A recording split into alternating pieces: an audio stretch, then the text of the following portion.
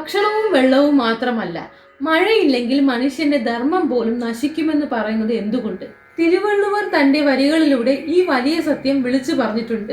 Van സിറപ്പിലെ 19ാമത്തെ കുറൽ. താനം തവ വിരണ്ടും തങ്കാ വിയനുലകം വാനം വഴങ്ങാതനി. ആകാശത്ത് നിന്ന് ഭൂമിയിലോട്ട് മഴ പെയ്തില്ലെങ്കിൽ ഈ വലിയ ലോകത്ത് ദാനധർമ്മങ്ങളും തപസ്സും നിലനിൽക്കില്ല എന്നാണ് ഈ കുറലിലൂടെ വ്യക്തമാക്കിയിരിക്കുന്നത്. അതായത് മഴയില്ലെങ്കിൽ കൃഷിയില്ല, കൃഷിയില്ലെങ്കിൽ സമ്പത്തില്ല. സ്വന്തം വിശപ്പടക്കാൻ കഴിയാത്ത ഒരു മനുഷ്യന് മറ്റൊരാൾക്ക് ദാനം ചെയ്യാൻ കഴിയില്ല.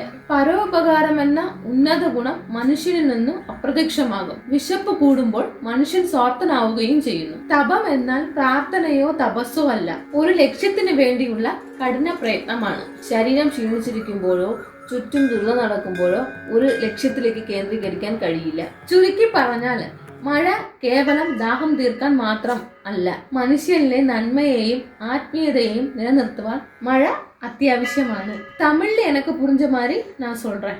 வானத்திலிருந்து மழை பெய்யலன்னா விவசாயம் நடக்காது, விவசாயம் இல்லைன்னா சாப்பாடு இருக்காது, சாப்பாடு இல்லைன்னா மனுஷனுக்கு பசிதான் மிஞ்சும். പസിയോട് ഇരിക്കണവൻ ദാനവും പണ്ണ മുടിയാത്, തവവും പണ്ണ മുടിയാത്. നമ്മുടെ സ്വഭാവം നന്നാവാനും മഴ വേണമെന്ന് പറയുന്നത് എന്തുകൊണ്ട്? അടുത്ത കുറലുമായിട്ട് വരാം. നന്ദി, നമസ്കാരം.